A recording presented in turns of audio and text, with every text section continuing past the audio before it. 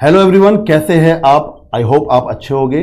तो आज का स्टूडेंट्स बड़ा ही अच्छा टॉपिक होने वाला है मैक्रो इकोनॉमिक्स का chapter 4 measurement of national income. ये मैक्रो इकोनॉमिक्स का बहुत इंपॉर्टेंट टॉपिक है। क्यों? क्योंकि सबसे ज़्यादा प्रॉब्लम्स जो है वो स्टूडेंट्स को नेशनल इनकम के मेजरमेंट में ही होती है। आज हमारा जो वीडियो है आज वो इसका थ्योरेटिकल पार्ट होगा। न्यूमेरिकल्स पार्ट के लिए हम अगली वीडियो बनाएंगे। तो चलते हैं बिना किसी देरी के। सबसे पहले आप एक काम कीजिए, एक नोटबुक आपके हाथ में होनी चाहिए और एक पेन, ताकि आप हाथों हाथ नोट्स बनाते चले। तो करते हैं स्टार्ट। देखिए, सबसे पहले इस चैप्टर में हमें पढ़ना है methods of estimating national income. National income को एस्टिमेट करने के कौन कौन से मेथड्स हैं। अच्छा, एक बात और बता दूं मैं, नेशनल इनकम को शॉर्ट फॉर्म में बोलते हैं हम एनएनपीएफसी। एनएनपीएफसी का मतलब होता है net national product at factor cost. National product क्या है ये जानना है अगर आपको, तो आप मेरी पिछली वीडियो देखिए।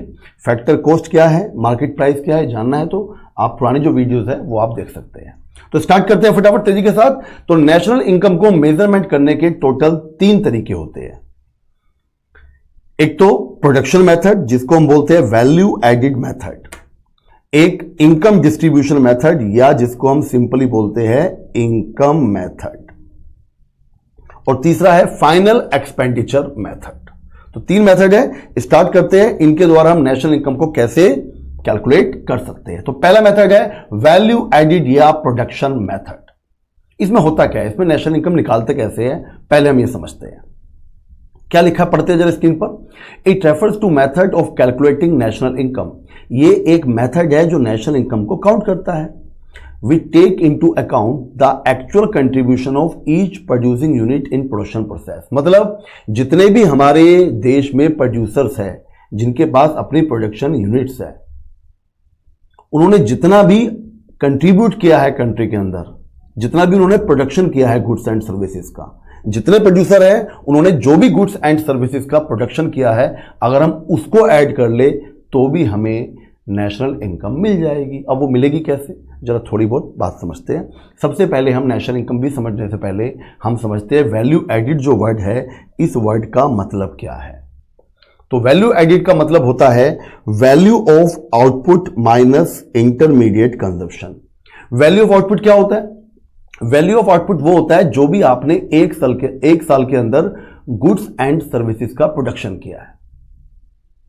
समझ गए? और इंटरमीडिएट क्या है? जब आप किसी चीज का प्रोडक्शन करते हैं तो जो भी उसमें इंटरमीडिएट खर्चे आते हैं, जैसे कि रॉ मटेरियल है ना, जितना भी रॉ मटेरियल है, जितना भी फ्यूल है, अगर आपने मशीन चलाई है बिजली से या फिर पेट्रोल से, तो वो रॉ मटेरियल आपका सारा का सारा कहलाएगा, इंटरमीडिएट के अंदर आ जाएगा। तो टोटल अपने आउटपुट में से अगर आप इंटरमीडिएट कंजप्शन को माइनस कर देते हैं तो आपको मिलेगा वैल्यू एडिड या वैल्यू एडिशन। खुद दिमाग लगाओ कि हमने एक चीज हमें पड़ी है 100 रुपए की, हमारा इंटरमीडिएट है 100 रुपए का, और वो हमने टोटल बेच दी है 200 रुपए में। तो भैया हमने एडिशन कितने का किया? 100 का माल को 200 का बना दिया। एडिशन तो हमने 200 माइनस 100 का ही तो किया होगा। तो वैल्यू एडिशन है, इसलिए value of output minus intermediate consumption. अब वैल्यू ऑफ आउटपुट के बारे में भी थोड़ा सा जान लेते हैं, और थोड़ा सा। ये तो हम समझ गए, वैल्यू ऑफ आउटपुट का मतलब है जितने भी हमने गुड्स एंड सर्विसेज का प्रोडक्शन किया है। अब वो किया कितना है वो थोड़ा सा जान लीजिए आप। एक फर्म ने कितना गुड्स सर्विस का प्रोडक्शन किया है वो कैसे पता लगाएगी? भाई आपकी एक फर्म है, आप कितना गुड्स प्रोड्यूस कर चुके हो, कैसे पता लगाओगे इस साल? आप अपनी टोटल सेल देखेंगे, कितनी हमने सेल करी वो भी प्रोड्यूस किया होगा, प्लस आप देखेंगे change in stock. Change in stock का मतलब होता है closing stock minus opening stock. तो आप देखेंगे कितना माल पिछले साल का बचा हुआ है और कितना माल इस साल बच गया है। तो जो इस साल बच गया है वो अब का प्रोडक्शन होगा, और जो पिछले साल का बच गया था वो ओपनिंग माना जाएगा इस साल का। तो इस साल के में से जो बच गया आपका प्रोडक्शन, उसमें से जो पिछले साल का बचा था वो माइनस कर दोगे तो मिलेगा आपको चेंज इन स्टॉक। प्लस हो सकता है कुछ चीजें आपने खुद सेल्फ कंजप्शन के लिए यूज कर ली हो। फॉर एग्जांपल, अगर आपकी ब्रेड बनाने की कंपनी है, फर्म है, और आप रोज एक ब्रेड अपने घर में ले जाते हैं, तो साल में 365 ब्रेड ले गए आप, तो वो भी तो आपने प्रोड्यूस ही किया है। तो जो आपने सेल्फ कंजप्शन गुड्स प्रोड्यूस किया है वो भी आपका प्रोडक्शन ही है। तो तीन चीजें ऐड हो गई वैल्यू ऑफ आउटपुट में, एक तो सेल, एक चेंज इन स्टॉक, एक सेल्फ कंजप्शन गुड्स। ये तो हो गया वैल्यू ऑफ आउटपुट। इंटरमीडिएट आपको पता ही है, जो भी गुड्स को बनाने में जो भी आपका खर्चा है वो इंटरमीडिएट आपका। तो अगर आपको वैल्यू एडिशन निकालनी है तो आपको वैल्यू ऑफ आउटपुट में से इंटरमीडिएट को माइनस कर देना है, एक बात। दूसरी बात, वैल्यू एडिट की शॉर्ट फॉर्म है जीवीएमपी। जीवीएमपी का मतलब होता है gross value addition at market price. लिख लीजिए, gross value addition at market price. इसको दूसरी भाषा में बोल सकते हैं जीडीपीएमपी। इसका मतलब आपका वीए और आपका डीपी, देखो यहां पे है जीवीएमपी, यहां पे है जीडीपीएमपी, तो वीए और DP both are same thing. एक बात आपको ध्यान रखनी है।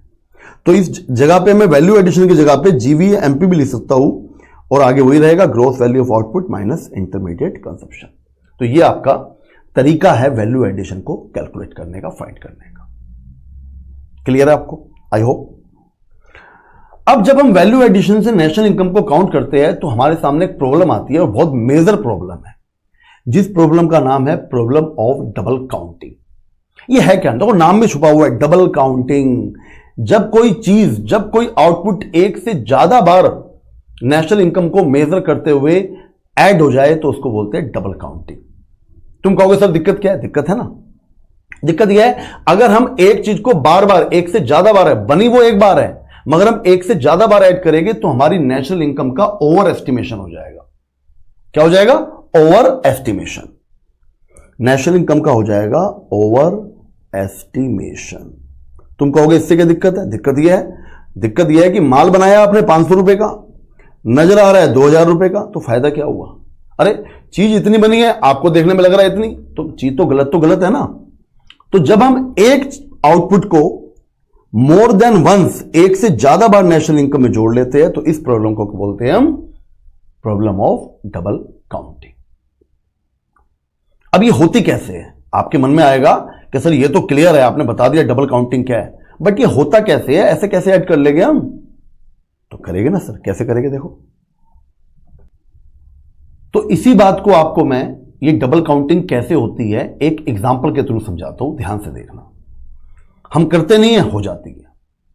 कैसे? देखिए, मान लीजिए एक फार्मर है जो वीट सेल करता है, उसने गेहूं उगाए और बेच दिए। कितने के उगाए गेहूं? उसने जो बेचे हैं वो 400 रुपए के बेचे हैं। वैल्यू ऑफ आउटपुट हो गया हमारा 400 रुपीज। देखो वैल्यू आउटपुट 400 रुपीज। जबकि उसका, मान लीजिए, मैं ऐसा मान के चल रहा हूं, आप कुछ और मान सकते हैं कि उसका इंटरमीडिएट एक्सपेंसिव 0 है। मान लो कोई खर्चा नहीं आया, घर का गेहूं था, सब कुछ घर का था, उसने उगा दिया खेत में जाके, और जो उगा वो 400 रुपए का बेच दिया। ठीक है, ओके।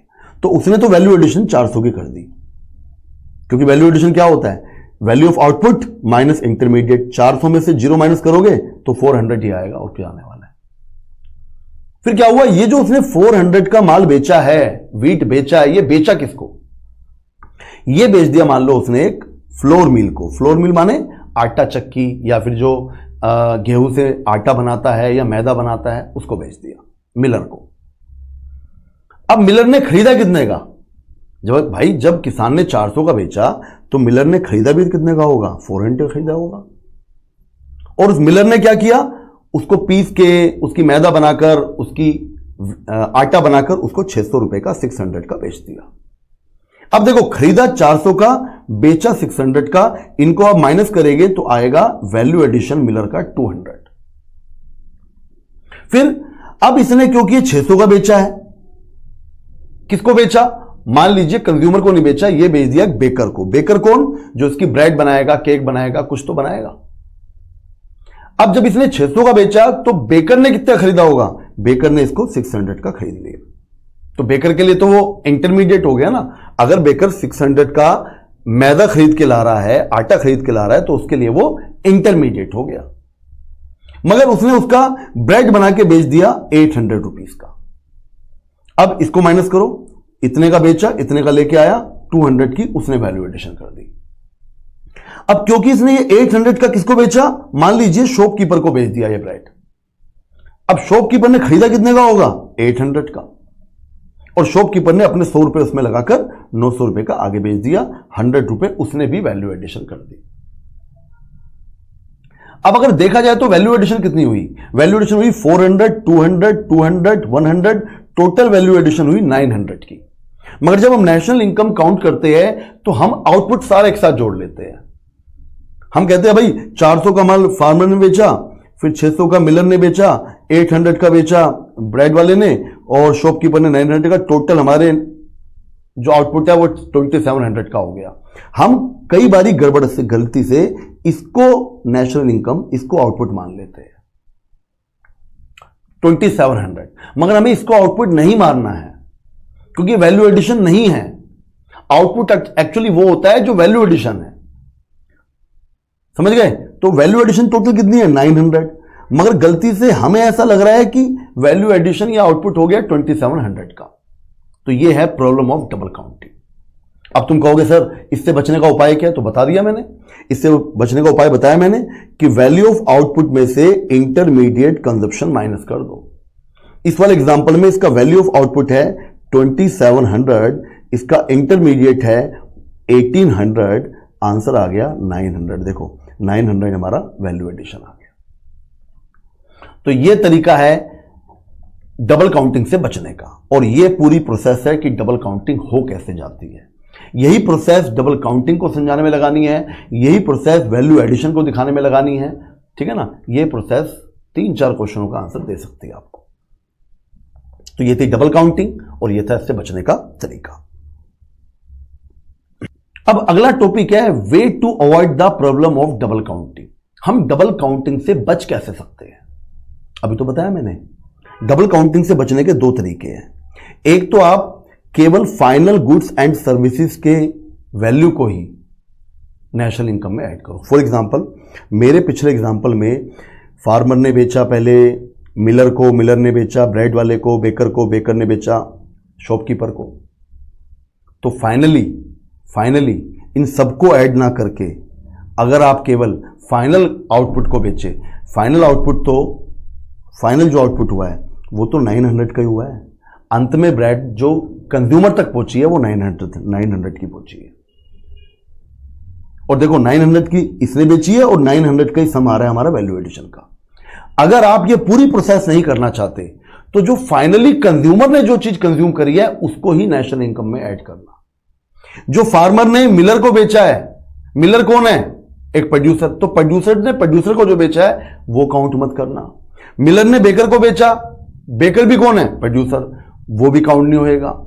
बेकर ने शॉपकीपर को बेचा, शॉपकीपर भी कौन है? एक प्रोड्यूसर की यूनिट के अंदर आ गया, वो भी नहीं होगा। मगर जब शॉपकीपर ने कंज्यूमर को बेचा तो कंज्यूमर ही हो गया।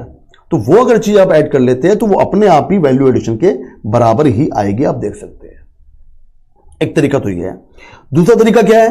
दूसरा तरीका मैंने कहा वैल्यू एडिड निकाल लीजिए। अभी बताया आपको मैंने, अगर मैं वैल्यू ऑफ आउटपुट में से इंटरमीडिएट कंजप्शन माइनस कर दूं, मतलब 2700 में से 1800 माइनस कर दूं, मेरा 2700 तो था वैल्यू ऑफ आउटपुट और इंटरमीडिएट था 1800, तो अपने आप ही मुझे मिल जाएगा 900। वही निकल के आ जाएगा जो हमें चाहिए था, जो कंज्यूमर को बेचा गया, वैल्यू एडिशन हुई है। एक ये तरीका है इसको अवॉइड करने का। ये था वैल्यू एडिशन मेथड। अब जब आप वैल्यू एडिशन मेथड पढ़ रहे हैं तो आपको वैल्यू एडिशन को काउंट करते हुए, नेशनल इनकम को काउंट करते हुए कुछ बातें ध्यान में रखनी है। अगर आप ये बातें प्रिकॉशन ध्यान में नहीं रखेंगे तो हो सकता है आपका मेजरमेंट गलत हो जाए। तो वो कौन कौन सी बातें हैं, ध्यान से जरा देखेंगे। नंबर 1, इंटरमीडिएट गुड्स को कभी भी नेशनल इनकम में काउंट मत करना। अभी मैंने बताया इंटरमीडिएट क्या है, जो प्रोड्यूसर ने खरीदा। अगर आप प्रोड्यूसर वाली चीज को भी बार बार ऐड कर लेंगे तो डबल काउंटिंग की प्रॉब्लम हो जाएगी। ऐड केवल वो करते हैं जो कंज्यूमर तक पहुंचा है सामान। मेरे वाले एग्जांपल में, अभी पिछले वाले में 900 का माल ही कंज्यूमर तक पहुंचा था। तो जो प्रोड्यूसर ने प्रोड्यूसर को माल बेचा है वो दूसरे प्रोड्यूसर के लिए इंटरमीडिएट ही कहलाएगा, उसको नेशनल इनकम में इंक्लूड नहीं करना है, अदरवाइज डबल काउंटिंग की प्रॉब्लम अराइज हो जाएगी। तो ये थी प्रॉब्लम, ये है इसका रीजन। कोई रीजन पूछे तो रीजन बता सकते हैं। Number 2, sale and purchase of second hand goods भी नेशनल इनकम में काउंट नहीं होगी, क्योंकि जब ये चीज नई बनी थी, मान लो एक चेयर है, वो नई नई बन के फैक्ट्री से निकली और वो बिक गई 500 रुपीज की। अब वो किसी ने दोबारा बेच दी, तिबारा बेच दी, बार बार बेच रहा है, तो क्या वो नेशनल इनकम में जुड़ेगी? नेशनल इनकम में एक गुड अपने जीवन में एक ही बार नेशनल इनकम में इंक्लूड हो सकती है, क्योंकि वो एक ही बार प्रोड्यूस हुई है। अगर वो बार बार as a second hand goods बिक रही है तो वो नेशनल इनकम में इंक्लूड नहीं होगी। अगर आप ऐसा कर लेंगे, रीजन है, तो इससे भी आपकी डबल काउंटिंग की प्रॉब्लम हो जाएगी। चीज बनी एक बार है मगर जुड़ गई मैनी टाइम्स, बार बार उसको आप पुरानी को बेचे जा रहे हो, इसलिए वो नेशनल इनकम में नहीं जुड़ेगी, क्योंकि एक चीज एक ही बार जुड़ती है। रीजन पूछे तो डबल काउंटिंग। क्लियर है? अच्छा, एक बात मैं अपनी तरफ से बता दूं, जो सेकंड हैंड गुड्स को बेचने में जिस व्यक्ति ने कमीशन ली है अपनी, भाई आपके पास एक चेयर है, आप कहते हो भाई बिकवा दो इसको, तो एक कमीशन एजेंट है, उसने आपकी चेयर बिकवा दी 400 रुपीज में, उसने कहा 100 रुपीज मेरे भी है इसमें, तो वो जो कमीशन है वो इंक्लूड होगी। सेकंड हैंड गुड्स इंक्लूड नहीं होगी, उसकी कमीशन इंक्लूड होगी, क्योंकि कमीशन एजेंट के लिए एक सर्विस है और वो अपनी सर्विस का पैसा लेगा, और सर्विस कभी भी नई पुरानी नहीं होती, सर्विस ऑलवेज इंक्लूड होती है। गुड्स पुरानी हो सकती है, सर्विस पुरानी नहीं होगी। कमीशन एजेंट के लिए आपकी सेकंड हैंड गुड बिकवाना एक उसकी सर्विस है, और उसकी जो सर्विस है कमीशन, वो नेशनल इनकम में इंक्लूड होगी, ये ध्यान रखना। सेकंड, इसके अलावा number 3, production of services. Production of services, domestic services, जो हमारे घर में डोमेस्टिक सर्विसेज होती है वो नेशनल इनकम में इंक्लूड नहीं होती। अब डोमेस्टिक सर्विसेज क्या होती है? जैसे आपके घर में मम्मी है, हाउस वाइफ है, वो घर में खाना बना रही है या कुछ और काम कर रही है, डोमेस्टिक काम, तो वो नेशनल इनकम में इंक्लूड नहीं होती। ठीक है ना? जैसे कोई व्यक्ति या मम्मी या पापा जो है, फादर या मदर, अपने बच्चों को पढ़ा रहे हैं, तो वो डोमेस्टिक सर्विस हो गई। अपने खुद के बच्चों को पढ़ा रहे हैं तो वो नेशनल इनकम में इंक्लूड नहीं होगी, क्योंकि उसके बदले में उन्होंने कुछ भी अर्न नहीं किया। पहली बात तो ये है। नंबर दूसरा, इसका मेन रीजन है, इसका एस्टिमेशन नॉट पॉसिबल है। लिख दूं? Estimation not possible. इसमें रीजन पूछे कोई तो लिख देना, क्योंकि इसका एस्टिमेशन पॉसिबल नहीं होता डोमेस्टिक सर्विसेज का। मगर आप खुद की जो सर्विस अपने आप को दे रहे हो, डोमेस्टिक सर्विस, वो तो नेशनल इनकम में नहीं जुड़ेगी।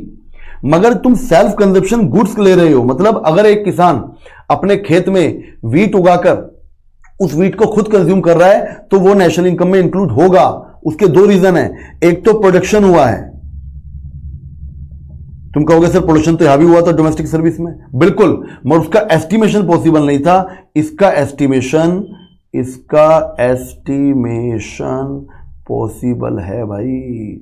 गुड्स को तो आप कैलकुलेट कर सकते हो कि अगर 10 kg वीट है तो मार्केट प्राइस के हिसाब से उसको 10 से मल्टीप्लाई कर दो, तो सेल्फ कंजप्शन कितनी गुड्स आपने कंज्यूम करी है उसका एस्टिमेशन हो जाएगा। डोमेस्टिक सर्विसेज का एस्टिमेशन नहीं हो पाता है, यह ध्यान रखना है आपको। इसके अलावा ओनर ऑक्यूपाइड हाउस, अगर कोई व्यक्ति अपने घर में खुद रह रहा है, अगर कोई व्यक्ति अपने घर में खुद रह रहा है तो उस घर का एक रेंट बनता है जो वो किसी को पे नहीं करता, नहीं बनता है ना, मगर वो पे नहीं करता, मगर वो उस घर से सर्विस तो ले रहा है। मतलब अगर मैं वो घर में खुद ना रहता, अगर मैं उस घर को किसी को किराए पे देता तब भी तो रेंट मिलता। अब मैं खुद रह रहा हूं तो उतने रुपए की सर्विस मैं खुद घर से ले रहा हूं, दे किसी को नहीं रहा, मगर सर्विस तो ले रहा हूं। देश के अंदर, कंट्री के अंदर सर्विस का प्रोडक्शन तो हो रहा है, और अगर देश में सर्विस का प्रोडक्शन हो रहा है तो उसको भी नेशनल इनकम में इंक्लूड किया जाएगा। यह लिखा है नोट, तो इसे काट दीजिए, इंक्लूड किया जाएगा। ठीक है ना? इंक्लूड किया जाता है, गलती से लिखा गया, ध्यान रखना। ओके, चलो आगे बढ़ते हैं। चेंज स्टॉक, चेंज स्टॉक हमेशा नेशनल इनकम में इंक्लूड होगा, क्योंकि चेंज स्टॉक में होता है क्लोजिंग माइनस ओपनिंग। क्या होता है? Closing stock minus opening stock.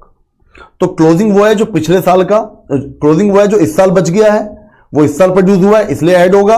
Opening क्योंकि पिछले साल का था इसलिए उसको हमने माइनस कर दिया। जो पिछले साल का था वो पिछले साल में इंक्लूड होगा, इस साल इंक्लूड नहीं होगा, इसलिए चेंज स्टॉक को जोड़ देते हैं। चेंज स्टॉक को जोड़ने का मतलब यह है कि इस साल का क्लोजिंग अपने आप जुड़ जाएगा और पिछले साल का जो क्लोजिंग बचा हुआ, तो जो इस साल का ओपनिंग है वो अपने आप माइनस हो जाएगा। वो जुड़ना ही नहीं चाहिए इस साल जो ओपनिंग है, क्योंकि पिछले साल बना था। Sale and purchase of share and bonds, इसके अलावा जो भी आपने शेयर, बॉन्ड्स, डिबेंचर को खरीदा और बेचा है उसको नेशनल इनकम में इंक्लूड नहीं किया जाएगा, भले ही क्यों आपको उससे प्रॉफिट क्यों ना हुआ हो, मगर उसको आप नेशनल इनकम में इंक्लूड नहीं करेंगे। आपसे रीजन पूछे क्यों, तो आप कह देना कि जो शेयर, बॉन्ड्स और डिबेंचर है उससे किसी गुड सर्विस का प्रोडक्शन नहीं होता, केवल ओनरशिप ट्रांसफर होती है। क्या होता है? Ownership transfer. भाई आपने शेयर खरीदे 1 लाख रुपए के और वो 5 लाख के बेच दिए, 4 लाख का प्रॉफिट हो गया, ठीक है, मगर उससे गुड सर्विस पर क्या प्रोडक्शन फर्क पड़ा? पहले भी कंपनी के अंदर प्रोडक्शन हो रहा था, आज भी हो रहा है, बट आपको 4 लाख का प्रॉफिट हो गया ओनरशिप ट्रांसफर करने का। आपकी असेट्स अब किसी और की हो गई है, मगर कंपनी की सेहत पे इससे कोई फर्क नहीं पड़ा। तो शेयर, बॉन्ड्स, डिबेंचर्स एक तरीके से फाइनेंशियल असेट्स के अंदर आते हैं, और जो फाइनेंशियल असेट्स है ऐसी, उनके सेल और परचेज से किसी भी गुड्स एंड सर्विस के प्रोडक्शन पर कोई इफेक्ट नहीं पड़ता, और केवल ओनरशिप ट्रांसफर होती है। इसको नेशनल इनकम में इसलिए इंक्लूड नहीं किया जाता। ये कुछ बातें आपको ध्यान रखनी है। अब चलते हैं हम इनकम मेथड की ओर। नेक्स्ट मेथड है method number 2 is income method. अच्छा, इनकम मेथड समझने से पहले आपको जरा फैक्टर इनकम के बारे में समझना पड़ेगा। एक होती है फैक्टर इनकम, एक होती है ट्रांसफर इनकम। पहले ट्रांसफर इनकम। ट्रांसफर इनकम वो होती है जो बिना किसी गुड्स एंड सर्विसेज के प्रोडक्शन के जो आपको इनकम मिलती है। जैसे आपने कहीं से भीख मांग ली, किसी ने किसी को डोनेशन दे दी, कोई किसी ने किसी को गिफ्ट दे दिया, तो ये सारी ट्रांसफर इनकम है, क्योंकि इससे किसी गुड सर्विस का प्रोडक्शन नहीं हुआ। क्योंकि फ्री की इनकम तभी मिलती है जब आप कोई गुड्स एंड सर्विसेज प्रोड्यूस नहीं करके देते। अगर किसी ने किसी को डोनेशन दी तो डोनेशन लेने वाले को पैसे तो मिल गए, मगर उसके बदले में उसने क्या दिया? क्या कोई गुड्स दी? क्या कोई सर्विस दी? नहीं। तो ऐसी इनकम को हम ट्रांसफर इनकम बोलते हैं, और ट्रांसफर इनकम नेशनल इनकम में इंक्लूड इसलिए नहीं होगी क्योंकि उससे किसी गुड सर्विस का प्रोडक्शन नहीं हुआ। एक बात। नंबर 2, एक होती है फैक्टर इनकम। फैक्टर इनकम क्या है? 4 तरह के फैक्टर होते हैं, आप जानते हैं। जो फैक्टर्स होते हैं बच्चों 4 तरह के होते हैं: लैंड, लेबर, कैपिटल और एंटरप्राइज। लैंड वो जो जमीन है, लेबर वो जो उस पर काम कर रहा है, कैपिटल वो जो भी आपने टोटल पैसा लगाया है, जो आपका इंफ्रास्ट्रक्चर है, एंड एंटरप्राइज वो पूरी की पूरा सिस्टम, वो पूरा एंटरप्रेन्योर जिसने सारा काम जोड़ा है, जो लैंड को लेके आया, लेबर को लेके आया, कैपिटल को लेके आया और ये सारा काम करवा रहा है, अंत में उसको इसके बदले प्रॉफिट मिलेगा। लैंड को अपने काम के बदले क्या मिलता है? लैंड को अपने काम के बदले मिलता है रेंट। लेबर को अपने काम के बदले क्या मिलता है? वेजेस या सैलरी। कैपिटल को अपने काम के बदले में पैसे को क्या मिलता है? इंटरेस्ट। और एंटरप्राइज को अपने काम के बदले मिलता है प्रॉफिट। तो फैक्टर इनकम वो है जो फैक्टर्स को उनकी गुड्स एंड सर्विसेज के प्रोडक्शन के बदले में जो इनकम रिसीव हुई है वो है फैक्टर इनकम। मतलब जो पैसा कमाया हुआ है, जो सर्विस देने पर मिला है। और नेशनल इनकम में केवल फैक्टर इनकम को ही इंक्लूड किया जाएगा। इनकम तो वही हुई ना असली, ट्रांसफर इनकम तो इनकम है ही नहीं। तो नेशनल इनकम की डेफिनेशन क्या है? According to this method all the income accrue to the factor of production. वो सारा पैसा जो आपकी कंट्री के अंदर फैक्टर्स ने रिसीव किया है, अर्न किया है, किस फॉर्म में? वेजेस में, प्रॉफिट में, रेंट में, इंटरेस्ट में, उन सबका सम कहलाएगा आपका नेशनल इनकम। मतलब आपके देश में सिंपल भाषा में जितने फैक्टर्स हैं, उन्होंने जो भी अपनी सर्विस देके पैसा रिसीव किया है, अर्न किया है as a wages, profit, rent और इंटरेस्ट, उन सबके सम को बोलेंगे हम नेशनल इनकम। ये तो क्लियर हो गया इनकम मेथड से नेशनल इनकम कैसे निकालते हैं। अब हम पढ़ेंगे कंपोनेंट्स ऑफ इनकम मेथड्स। ये तो हमें क्लियर ही है, नेशनल इनकम कैसे निकालनी है, क्लियर हो चुका। अब नेशनल इनकम में क्या क्या इंक्लूड किया गया है वो पढ़ेंगे। तो कुछ चीजें हमने पहले शॉर्ट फॉर्म में लिखी है, फिर इसको हम विस्तार से समझाएंगे। Number 1, compensation of employees. Compensation वो है जो एम्प्लॉइज को उसके काम के बदले मिला है। अब इसको डिटेल से पढ़ते हैं। रेंट और रॉयल्टी, इंटरेस्ट, प्रॉफिट और मिक्स्ड इनकम। अच्छा, एक बात ध्यान रखना, ये जो रेंट, रॉयल्टी है, इंटरेस्ट और प्रॉफिट है, इनके सम को बोलते हैं हम ऑपरेटिंग सरप्लस। कोई पूछे ऑपरेटिंग सरप्लस क्या है, तो कोई डेफिनेशन नहीं देनी आपको, कह देना it is a sum of rent and royalty, interest and profit. What is operating surplus? Operating surplus is a sum of rent and royalty, interest and profit. इन तीनों के सम को हमने अलग कैटेगराइज करके ऑपरेटिंग सरप्लस का नाम दिया है। आगे अब हम इन कंपोनेंट्स को विस्तार से समझेंगे, डिटेल में समझेंगे, जो हमने कंपोनेंट बताए नेशनल इनकम के इनकम मेथड से। Number 1, compensation of employ.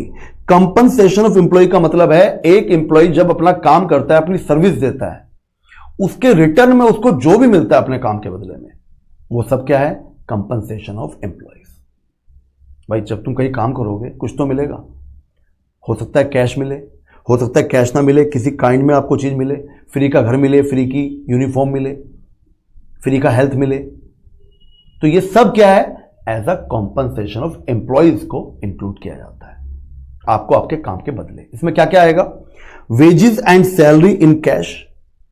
अगर आप कहीं पे काम करते हैं, अपनी सर्विस दे रहे हैं एज अ लेबर, तो आपको मिल सकती है daily wages, weekly wages, monthly wages मिल सकती है कैश में, बोलो। या आपको जहां पे काम कर रहे हैं वहां पे हाउस रेंट मिल सकता है, आने जाने का अलाउंस मिल सकता है, जो आपके पेट्रोल लग रहा है, आने जाने का जो खर्चा हो रहा है, कहीं घूमने का पैसा मिल सकता है, कंपनी से मिलते हैं, है ना, और बोनस मिल सकते हैं।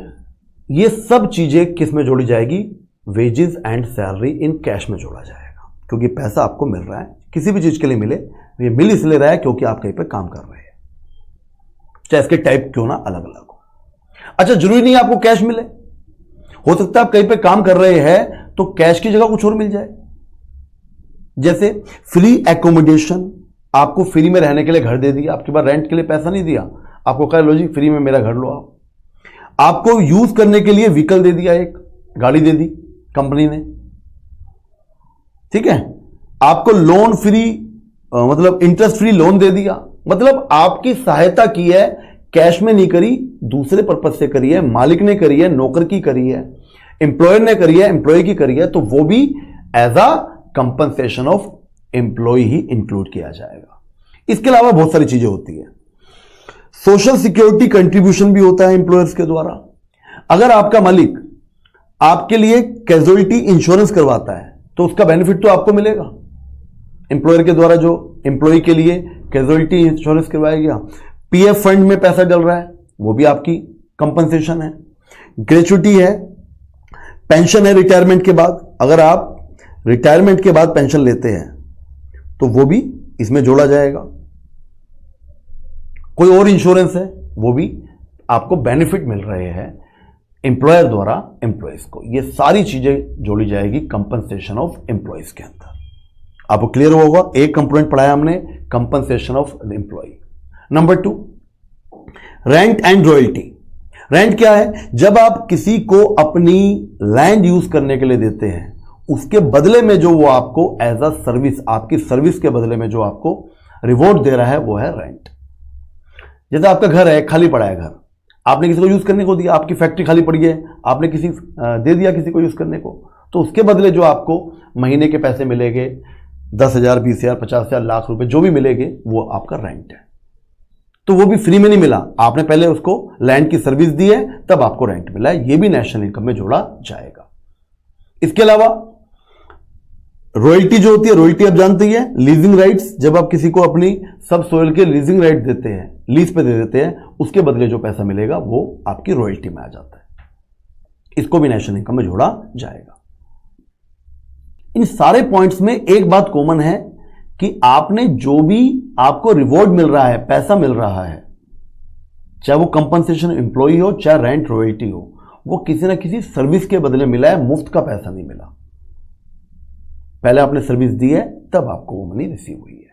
अगला इंटरेस्ट भी ऐसी होता है, जब आप अपनी कैपिटल, अपना धन किसी को, अपनी फाइनेंशियल असेट्स, मनी किसी को यूज करने को देते हैं एक सर्टेन पीरियड ऑफ टाइम के बदले में, तो उसको वो जो आपको उसके बदले रिवॉर्ड देता है ऊपर से, जैसे किसी को आपने 10,000 रुपीज दिए कि भाई हर महीने मुझे 100 रुपए दे दियो, तो वो हर महीने जो आपको 100 रुपीज दे रहा है एक्स्ट्रा, 10,000 तो उसको देने हैं, बट वो एक्स्ट्रा जो आपको 100 रुपीज दे रहा है वो है इंटरेस्ट।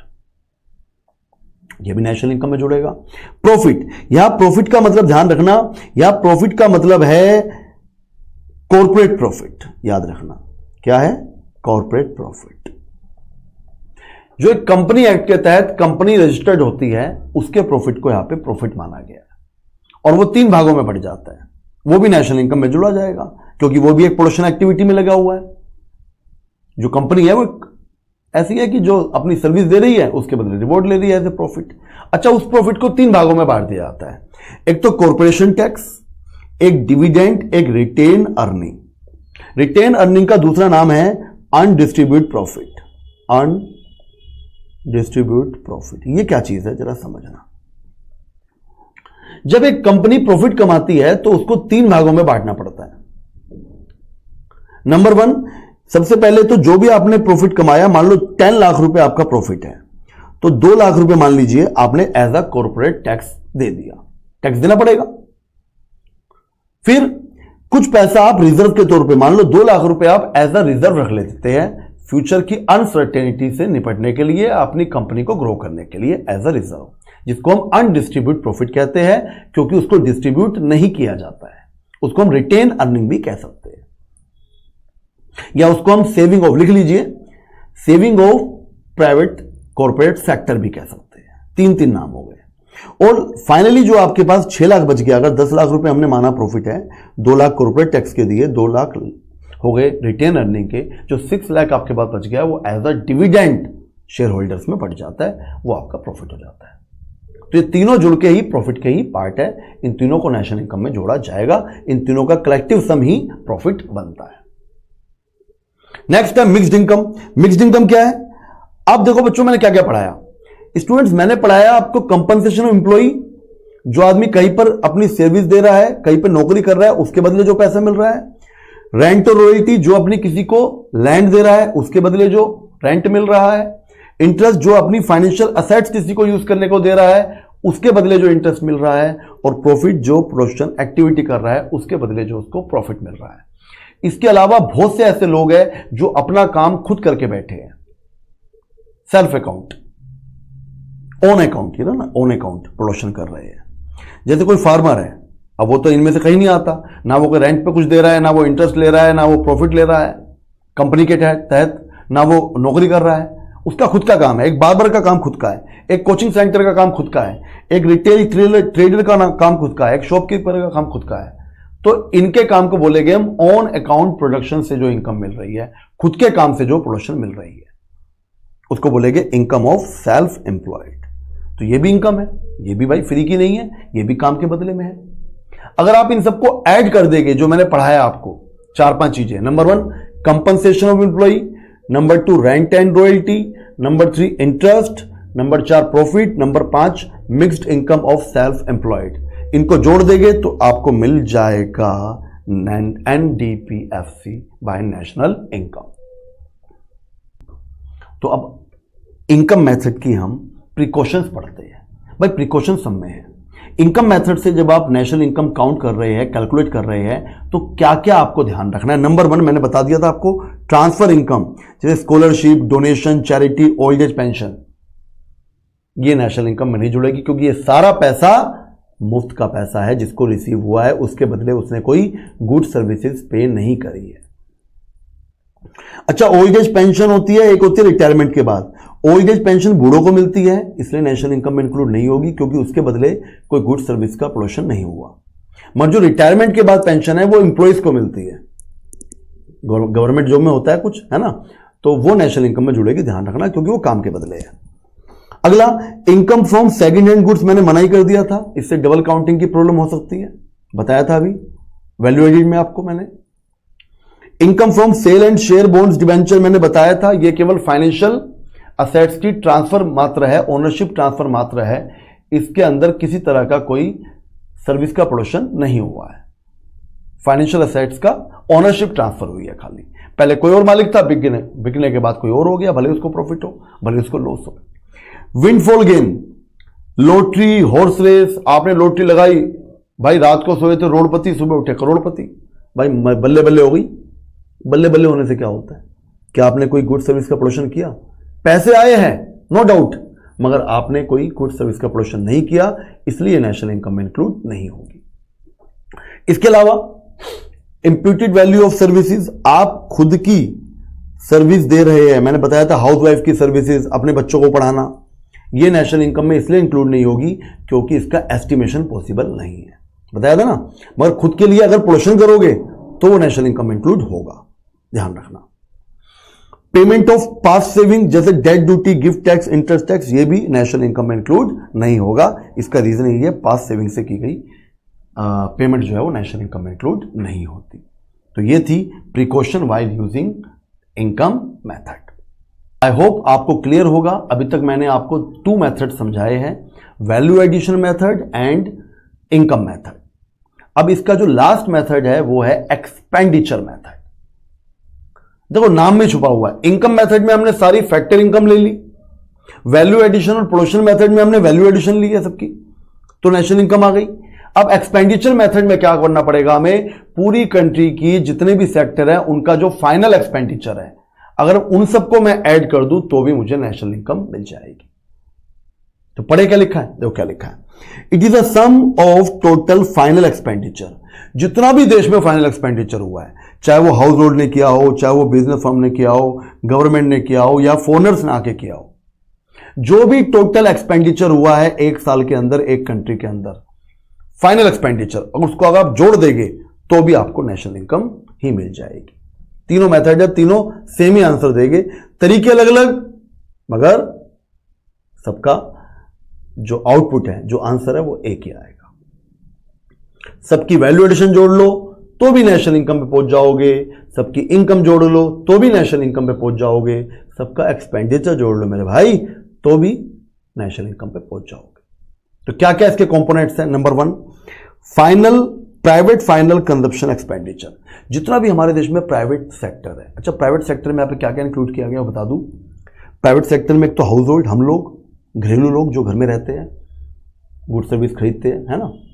एक नॉन प्रॉफिट इंस्टीट्यूशंस, जो हमारी नॉन प्रॉफिट इंस्टीट्यूशंस चल रही है, एनजीओ वगैरह, इनके द्वारा जो भी एक साल में खरीदा गया है, कंजप्शन किया गया, जो भी आप अपने घर में कुछ भी लेके आए, ब्रेड लेके आए, फ्रिज लेके आए, एसी लेके आए, तो हाउस होल्ड और नॉन प्रॉफिट इंस्टीट्यूशन द्वारा जो भी एक साल में गुड सर्विस पे खर्चा किया गया है वो है प्राइवेट फाइनल कंजप्शन एक्सपेंडिचर। याद रखना, 2 कंपोनेंट जोड़े इसके अंदर मैंने। नंबर 2 है government final consumption expenditure, government ने भी जो भी खर्चा किया है, क्यों किया है गवर्नमेंट ने, हो सकता है डेवलपमेंट के लिए खर्चा किया हो सकता है सोशल वेलफेयर के लिए किया हो, है ना, लोगों के लिए, कोई भी रीजन हो, आपके आसपास सड़कें बनती हैं, वो चीजें हैं, लोगों को फ्री में राशन बांटा जा रहा है, जो भी फाइनल खर्चा किया गया है गवर्नमेंट के द्वारा लोगों पर, वो भी क्या आएगा, गवर्नमेंट फाइनल कंजप्शन एक्सपेंडिचर कहलाएगा। इसके अलावा ग्रोस डोमेस्टिक कैपिटल फॉर्मेशन, देखो कैपिटल फॉर्मेशन का मतलब ही इन्वेस्टमेंट होता है, याद रखना, और इन्वेस्टमेंट का मतलब होता है इंक्रीज इन कैपिटल स्टॉक, मतलब जो भी एक साल में आपने कैपिटल फॉर्मेशन करी है या एक साल में आपने इन्वेस्टमेंट करी है, वो सारा जोड़ दिया जाएगा ग्रॉस डोमेस्टिक कैपिटल फॉर्मेशन। अच्छा, एक बात और बता दूं, ये इन्वेस्टमेंट 2 तरह की होती है। एक तो ये फिक्स्ड पे खर्चा होता है, जो आप, जैसे मान लो आपकी एक फैक्ट्री है ना, तो आप वहां पर 2 तरह का इन्वेस्टमेंट करते हैं। एक तो फिक्स कैपिटल पर, जैसे आप फैक्ट्री में क्या खरीद के लाएंगे, आप फैक्ट्री में खरीदेंगे मशीन्स, इक्विपमेंट्स, ये तो फिक्स कैपिटल होगी, लंबे समय चलेगी। और एक करते आप इन्वेंट्री पे खर्चा, इन्वेंट्री माने रॉ मटेरियल, चाहे वो रॉ मटेरियल हो, चाहे वो सेमी फिनिश गुड्स हो, चाहे वो फिनिश गुड्स हो, वो इन्वेंट्री के अंदर आ गई। तो एक इन्वेस्टर 2 जगह खर्चा करता है as a investment, as a capital formation, एक तो फिक्स कैपिटल असेट्स पर और एक इन्वेंट्रीज पर। तो जितना भी आपने एक साल के अंदर as a producer, as a investor fixed capital पर और इन्वेंट्रीज पर खर्चा किया है, ये इन्वेस्टमेंट ही तो हो गई आपकी, इसके सम को बोलेंगे हम ग्रॉस डोमेस्टिक कैपिटल फॉर्मेशन। तो ग्रॉस डोमेस्टिक कैपिटल फॉर्मेशन में 2 चीज जुड़ गई, ग्रॉस फिक्स कैपिटल फॉर्मेशन मैंने बताया, plus change in stock. Inventory को हमने क्या बोल दिया, चेंज इन स्टॉक, क्योंकि हमने क्या करा, क्लोजिंग इन्वेंट्री जोड़ दी और ओपनिंग इन्वेंट्री माइनस कर दी इसमें से, तो चेंज इन स्टॉक डाल दिया। और जाहिर सी बात है, क्लोजिंग माने इस साल जो बच गया है वो इस साल में जुड़ेगा, और ओपनिंग माने जो पिछले साल बचा था वो भाई इस साल क्यों जुड़ेगा, वो माइनस कर दिया, हो गया चेंज इन स्टॉक। तो इन दो चीजों का सम आपका हो गया ग्रॉस डोमेस्टिक कैपिटल फॉर्मेशन। इसको आप ऐसे भी लिख सकते हो, लिखा मैंने यहां पर। और लास्ट पॉइंट है नेट एक्सपोर्ट। सब जानते हैं, नाम में छुपा हुआ नेट एक्सपोर्ट मतलब difference of export and import. अगर आप एक्सपोर्ट में से इंपोर्ट को माइनस कर देते हैं तो आपको मिल जाएगा नेट एक्सपोर्ट।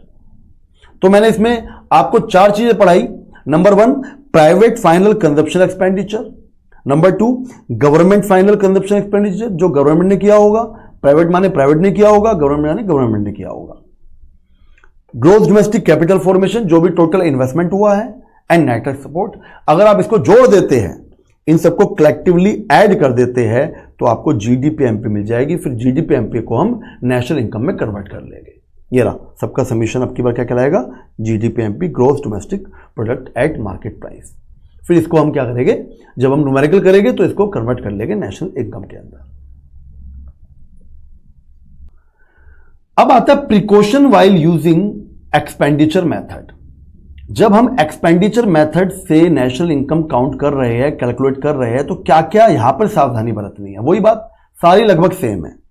एक तो इंटरमीडिएट गुड्स को नहीं इंक्लूड करेंगे, केवल फाइनल को करते हैं, नहीं तो डबल काउंटिंग की प्रॉब्लम आ जाएगी। रीजन लिख लेना आप, समझ गए क्या हो जाएगा? डबल काउंटिंग हो जाएगी। नंबर 2 ट्रांसफर पेमेंट कभी नहीं इंक्लूड नहीं होगी, क्योंकि इससे किसी गुड सर्विस का प्रोडक्शन नहीं हुआ। रीजन क्या है? कोई गुड सर्विस का प्रोडक्शन नहीं हुआ। सेकेंड हैंड गुड्स कभी इंक्लूड नहीं होगी, क्योंकि इससे भी क्या होगा? डबल काउंटिंग हो जाएगी। याद करो जो पढ़ाया था। शेयर बॉन्ड्स डिबेंचर नहीं होंगे, क्योंकि फाइनेंशियल असेट्स की ओनरशिप का ट्रांसफर है खाली, इससे किसी गुड सर्विस पर फर्क नहीं पड़ता। ओन अकाउंट प्रोडक्शन होगा, अगर आप खुद के लिए प्रोड्यूस कर रहे हो गुड्स तो होगा, उसको आप काउंट कर सकते हो, एस्टिमेशन पॉसिबल है। खुद के घर पे रेंट होगा, क्योंकि उसका भी एस्टिमेशन पॉसिबल है। ये सब हमने पहले आपको पढ़ा दी थी। एक बहुत इंपॉर्टेंट टॉपिक है nominal GDP and real GDP. इसको हम दूसरी लैंग्वेज में कह सकते हैं जीडीपी एट करंट प्राइस,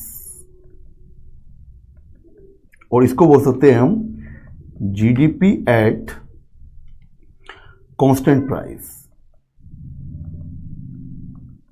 ठीक है। अच्छा, ये जीडीपी के बारे में बता रहा हूं मैं, इसी को आप नेशनल इनकम में कन्वर्ट कर सकते हो। मतलब अगर नॉमिनल नेशनल इनकम आ जाए या नॉमिनल रियल नेशनल इनकम आ जाए तो भी यही चलेगा जो मैं आपको बता रहा हूं। तो नॉमिनल जीडीपी, रियल जीडीपी, या नॉमिनल नेशनल इनकम या रियल नेशनल इनकम में भी यही आंसर आपका चलेगा। ठीक है ना। इसका दूसरा नाम मैंने बता ही दिया आपको। ठीक है। तो ये भी एक पॉइंट बन सकता है कि इसका सेकंड नाम ये है जब हम डिफरेंस बता रहे हैं। तो क्या है नॉमिनल जीडीपी और क्या है रियल जीडीपी, समझते हैं। तो जीडीपी तो आप जानते हैं, जीडीपी का मतलब है the value of all final goods and services. जो भी एक कंट्री के अंदर जितनी भी गुड्स एंड सर्विसेज का प्रोडक्शन हुआ है एक साल के अंदर, उसकी मार्केट वैल्यू को बोलते हैं हम जीडीपी, जीडीपी एमपी। तो क्या लिखा है जीडीपी एमपी क्या है? It refers to market value of final goods and services produce within the domestic territory of country. जितने भी गुड्स एंड सर्विस का प्रोडक्शन हुआ है एक साल के अंदर डोमेस्टिक टेरिटरी के अंदर, देश की सीमा के अंदर, वो सब जीडीपी है। अच्छा, इसमें लिखा है measure at current year price. Measure at current year price का मतलब अगर जितना भी प्रोडक्शन हुआ है उसको मैं करंट ईयर के प्राइस से मल्टीप्लाई कर दूं। फॉर एग्जांपल 2023 चल रहा है, तो 2023 में मान लीजिए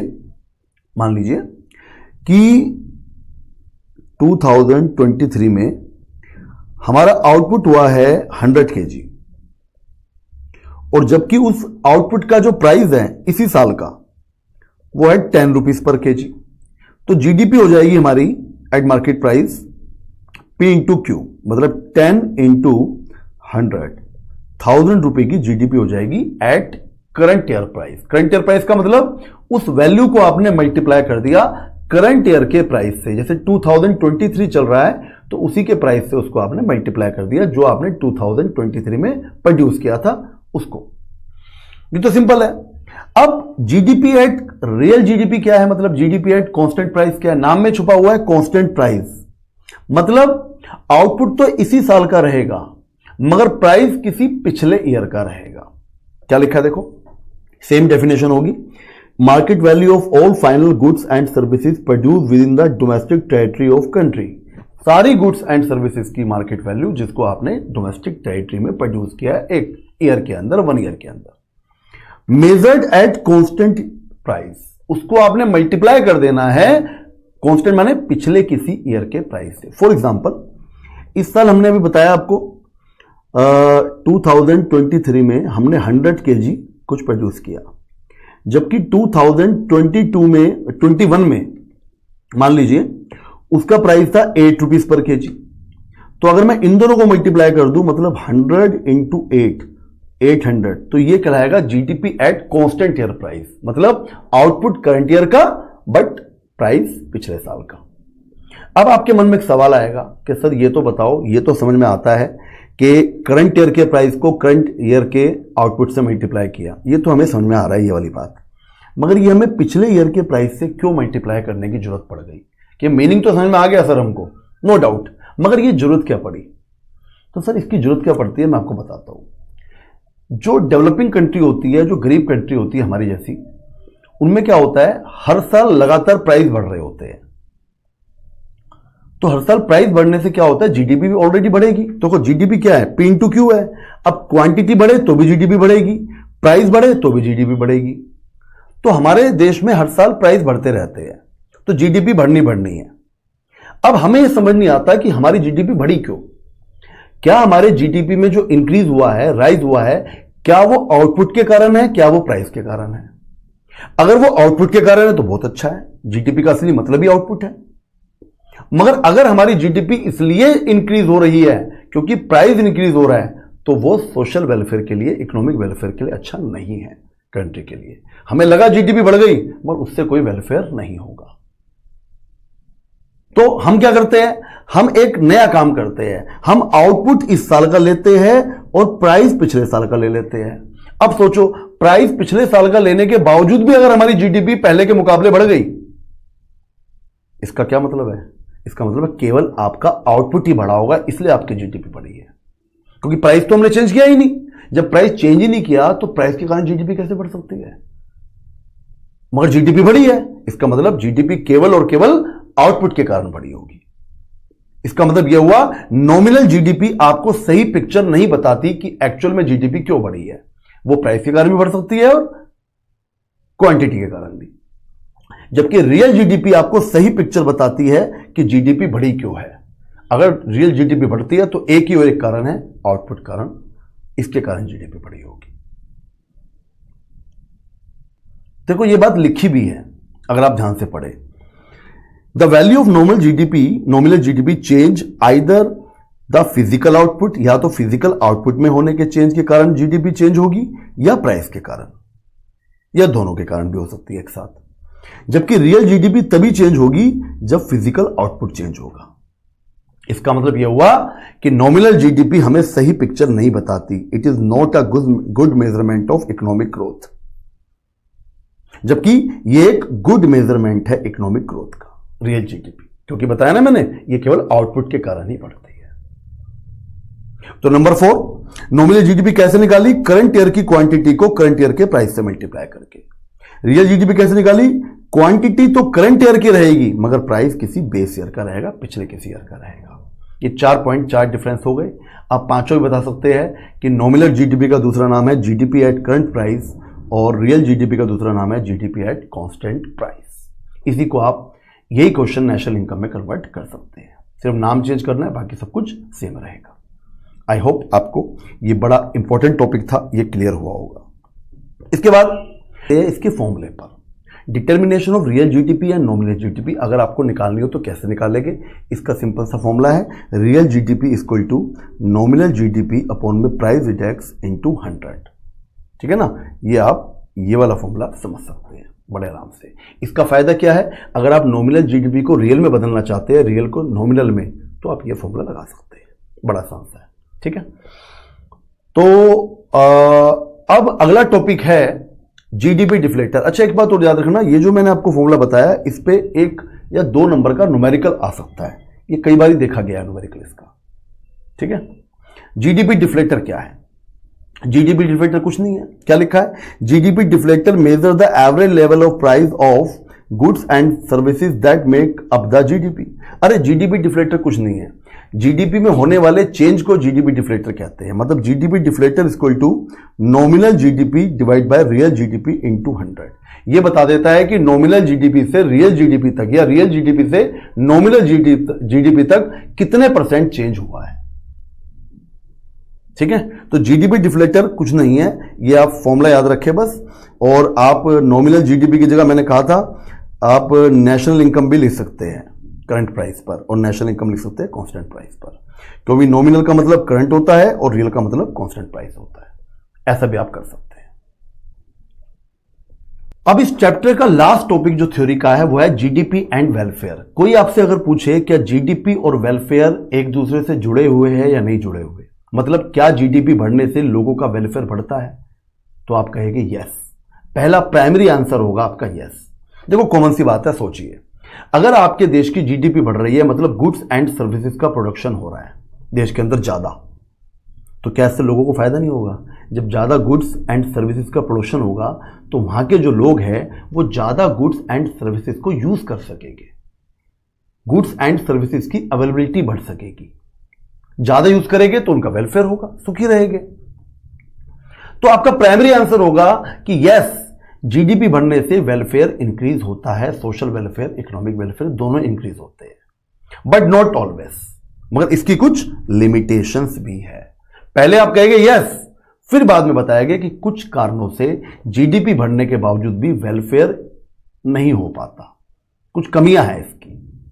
क्या कमियां हैं वो, इसको समझाते हैं। Number 1 distribution of GDP.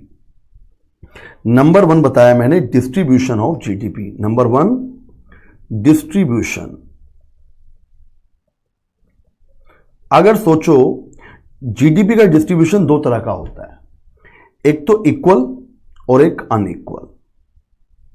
अगर इक्वल डिस्ट्रीब्यूशन है तो सब कुछ बढ़िया है, सबको उसका फायदा मिल रहा है। अगर अनइक्वल है, अनइक्वल माने गरीब, आपकी जीडीपी तो बढ़ रही है मगर उसका जो फायदा हो रहा है जीडीपी का वो केवल और केवल रिच सेक्शन को हो रहा है, पुअर सेक्शन को उसका कोई बेनिफिट नहीं हो रहा।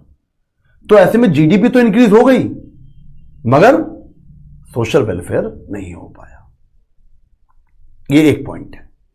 क्लियर हो गया आपको? मैं लिमिटेशन बता रहा हूं कि किस किस कारण से जीडीपी तो इंक्रीज हो रही है मगर उसका वेलफेयर का, उसका जो बेनिफिट है वो लोगों तक नहीं पहुंच पा रहा, सोशल वेलफेयर नहीं हो पा रहा देश का। अब अगला point, rate of population growth. अगर कंट्री के अंदर पॉपुलेशन ग्रोथ बहुत फास्ट है, इतना फास्ट कि जीडीपी के बढ़ने से भी वो फास्ट है पॉपुलेशन ग्रोथ, तो उसका फायदा फिर लोगों को नहीं हो पाएगा, क्योंकि जितनी भी आप जीडीपी इंक्रीज करोगे उससे तेजी के साथ पॉपुलेशन ग्रोथ हो जाएगी, तो जो पर कैपिटा लोगों का शेयर है वो और पहले के मुकाबले कम हो जाएगा। जैसे फॉर एग्जांपल पहले हमारी कंट्री में मान लो 100 लोग थे और वो सब मिलके कमाते थे 200 रुपीज, तो पर व्यक्ति पर 2 रुपए का शेयर आता था। अब हमारे देश में मान लीजिए 200 लोग हो गए, 200। अब इनकम भी बढ़ी है मगर इनकम उतनी नहीं बढ़ पाई, जीडीपी उतनी नहीं बढ़ पाई जितनी पॉपुलेशन बढ़ गई, तो अब शेयर हो गया 1.5, मतलब पहले से कम शेयर हो गया। तो अगर पॉपुलेशन की रेट ऑफ ग्रोथ फास्ट है जीडीपी से भी तो उसका बेनिफिट नहीं मिलेगा। यह सेकंड पॉइंट है।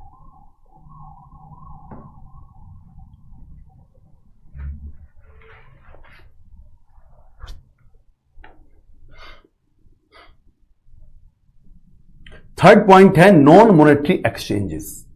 आज भी हमारे कंट्री के अंदर बहुत सारे एक्सचेंजेस ऐसे हैं जो नॉन मॉनेटरी है, जो काम तो कर लिया जाता है मगर उसके बदले में मनी का यूज नहीं किया जाता। जैसे आपस में ही आज भी आप गांव के देहात में जाओगे तो आपको नजर आएगा कि बहुत से ऐसे ट्रांजैक्शंस हैं कि भाई गेहूं दिया, गेहूं के बदले में साबुन ले ली।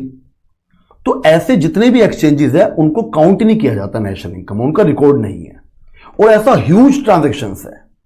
तो हुआ क्या कि आपने जीडीपी निकाल तो ली मगर जीडीपी के अंदर एक बहुत बड़ा ऐसा सेक्शन था जो इंक्लूड नहीं हो पाया due to non monetary exchanges के कारण। इसका मतलब आपकी जो जीडीपी है वो एक्चुअल जीडीपी है ही नहीं, वो ठीक जीडीपी है ही नहीं। अब क्योंकि वो ठीक जीडीपी नहीं है, अगर वो ठीक जीडीपी नहीं है तो उससे इकोनॉमिक वेलफेयर और सोशल वेलफेयर का सही पता नहीं लगाया जा सकता। जीडीपी तो बढ़ी है, बट उसके पीछे क्या रीजन है, कितनी बढ़ी है कितनी नहीं बढ़ी, क्योंकि बहुत बड़ा सेक्शन आपने इंक्लूड नहीं किया है। Next, change in price. अगर जीडीपी प्राइस बढ़ने के कारण, अभी मैंने पिछले क्वेश्चन में समझाया था, अगर जीडीपी बढ़ रही है प्राइस बढ़ने के कारण तो क्या फायदा भाई लोगों को प्राइस होना चाहिए, लोगों को चाहिए गुड्स एंड सर्विसेज। अगर जीडीपी आप गुड्स एंड सर्विसेज से बढ़ा रहे हो तो उसका बेनिफिट लोगों को मिलेगा, क्योंकि लोगों को ज्यादा पहले के मुकाबले ज्यादा गुड्स सर्विसेज यूज करने को मिलेगी। मगर आप जीडीपी कैसे बढ़ा रहे हो? आप जीडीपी बढ़ा रहे हो प्राइस से, मतलब कीमतें बढ़ती आ रही है तो नजर आ रहा है जीडीपी बढ़ रही है, तो भैया लोग तो और परेशान हो जाएंगे, ना तो गुड्स मिलेगी ऊपर से महंगी मिलेगी, ना तो गुड्स होगी ऊपर से उनका रेट ज्यादा होगा, तो ये वेलफेयर के लिए अच्छा नहीं है। कंपोजिशन ऑफ जीडीपी, अगर जीडीपी तो बढ़ती है मगर जीडीपी ऐसी चीजों से बढ़ती है जिसका लोगों से लेना देना नहीं। फॉर एग्जाम्पल, अगर हम वॉर गुड्स प्रोड्यूस कर रहे हैं तो जीडीपी तो बढ़ेगी भाई। हर चीज को, कुछ भी आप गुड सर्विस प्रोड्यूस कर दो वो जीडीपी में इंक्लूड हो जाती है। तो आप बना रहे हैं मिसाइल, तोप, गोले बारूद, धड़ाधड़ बना रहे हैं, तो जीडीपी तो बढ़ गई, इंक्रीज नजर आ रही है। मगर जो आम जनता है, आम लोग हैं, क्या उनको सड़कें मिल पाई, क्या बिजली मिल पाई, उनको जो चीज चाहिए, एम्प्लॉयमेंट जो चाहिए, क्या वो मिल पाई? नहीं मिल पाई। तो जीडीपी बढ़ी मगर वेलफेयर नहीं हो पाया। और लास्ट है पॉजिटिव एक्सटर्निटीज एंड नेगेटिव एक्सटर्निटीज। ये क्या होती है? देखो, एक मैंने बोला पॉजिटिव एक्सटर्निटीज और एक बोला नेगेटिव।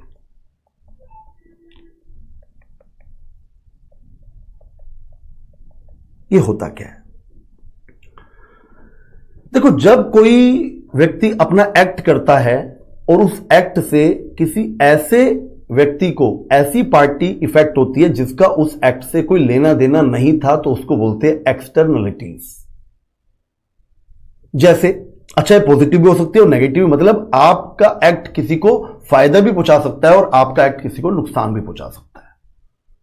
कैसे? मान लीजिए आपने अपने घर के आगे ज्यादा कुछ नहीं करा, एक बल्ब लगा लिया। अब आपके घर के आगे रोशनी होने लगी, तो जो भी आपके घर के आगे से निकलता है उसको रोशनी नजर आती है। ऐसे में क्या हुआ? ये उन सभी लोगों को पॉजिटिवली इफेक्ट कर रहा है जो आपके घर के आगे से निकल रहे हैं। उनको नजर आ रही है सड़क, ठीक है ना, उनको पहले गिर जाते थे, अब गिर भी नहीं रहे पत्थर से टकरा के, उनको फायदा हो रहा है। नेगेटिव क्या हो सकती है इसी बल्ब से? इसी बल्ब से नेगेटिव ये हो सकता है कि आपके बल्ब के ऊपर बहुत सारे मच्छर आ रहे हैं और जो आसपास के घर है उन घरों के अंदर मच्छर घुस रहे हैं, तो आपका जो एक्ट है वो आपके पड़ोसियों को परेशान भी कर रहा है। और भी हम इसके एग्जाम्पल ले सकते हैं। आपने एक फैक्ट्री खोल ली एक गांव के एरिया में, फैक्ट्री खोली, वहां पे बड़ा सब कुछ अच्छा वातावरण था, सब कुछ एटमॉस्फेयर अच्छा था। पर आपकी फैक्ट्री खोलने से पॉजिटिवली कैसे इफेक्ट करेगा पहले बता रहा हूं। आपकी फैक्ट्री खोलने से क्या हुआ? वहां पे काम धंधे नहीं थे, तो आपने जब फैक्ट्री खोली वहां पे हजारों मजदूर आ रहे हैं, लेबर आ रही है, तो वहां पे आसपास चाय की दुकान खुल गई, पान की दुकान खुल गई, है ना, खाने पीने की दुकान खुल गई, तो उनकी अच्छी सेल हो रही है, उनका काम धंधा चल पड़ा। अच्छा, आपके फैक्ट्री खोलने से क्या हुआ? वहां के जो जमीन के रेट थे, लैंड के रेट, वो भी ऊपर हो गए, उनको और भी इकोनॉमिकली फायदा हो गया वहां के लोगों को। मगर आपसे नुकसान कैसे हुआ? आपसे नुकसान ऐसे हुआ कि आपकी फैक्ट्री से जो नॉइज निकल रही है उससे लोग परेशान हैं। आपकी फैक्ट्री से जो धुआं निकल रहा है, स्मोक निकल रहा है, उससे लोगों की तबीयत खराब हो रही है। तो ये आपका एक्ट वहां के लोगों को नेगेटिवली भी इफेक्ट कर रहा है, पॉजिटिवली भी कर सकता है और नेगेटिवली भी। अब इको क्या कहती है? इको कहती है जब आप किसी को पॉजिटिवली इफेक्ट करते हैं तो आपको उसके बदले में उससे कुछ लेना चाहिए, उसका रिवॉर्ड लेना चाहिए कि देख भाई, मैंने तुझे फायदा पहुंचाया तो इसके बदले तू मुझे कुछ वापस करेगा। और जब आप किसी को नेगेटिवली इफेक्ट करते हैं तो आपको उसके बदले जो आपने उसको नुकसान पहुंचाया उसको कंपनसेट करना पड़ेगा, मतलब उसको उसका हर्जाना भरना पड़ेगा। मगर एक्चुअल में होता क्या है? जिसको आप पॉजिटिवली इफेक्ट कर रहे हो, आप उससे कुछ रिवॉर्ड लेते भी नहीं हो, और जिसको आप नेगेटिवली इफेक्ट कर रहे हो आप उसे कंपनसेट भी नहीं करते, हर्जाना भी नहीं भरते, उसकी भरपाई भी नहीं करते। मगर इको इसके खिलाफ है। इको कहती है कि आपको यह काम करना पड़ेगा, मतलब आपको जो रिवॉर्ड लिया है वो भी ऐड करना चाहिए और जो कंपनसेट किया है वो भी आपको शो करनी चाहिए। मगर हम इतनी सारी ट्रांजैक्शंस जो रिवॉर्ड और कंपनसेट की है वो हम करते ही नहीं है। इससे हमारी जो जीडीपी है, जो नेशनल इनकम है, एक्चुअल में वो सही निकल के आती ही नहीं अकॉर्डिंग टू इकोनॉमिक्स। और तो जब वो इतनी सारी चीज हमने इंक्लूड करी नहीं और सही निकली ही नहीं, तो उसको देख के हम कैसे पता लगा सकते हैं कि सच में वेलफेयर हुआ है या नहीं हुआ है। तो ये कुछ पॉइंट्स थे जिससे हमें पता चलता है कि जीडीपी बढ़ना अच्छा तो है मगर कुछ लिमिटेशंस के साथ। तो आप इस तरीके से इसका आंसर देंगे। इस चैप्टर में और भी कुछ है मगर थ्योरेटिकल जो मोटा मोटा था सारा ऑलमोस्ट मैंने आपको करवाया है। तो आज की वीडियो में इतना ही। अगर आपको वीडियो सही लगी तो उसको लाइक कर दीजिए, कमेंट कर दीजिए, जो भी आपको जैसा भी फीडबैक हो आप कमेंट कीजिए। मिलते हैं नेक्स्ट वीडियो में एक नेक्स्ट टॉपिक के साथ, तब तक के लिए बाय बाय।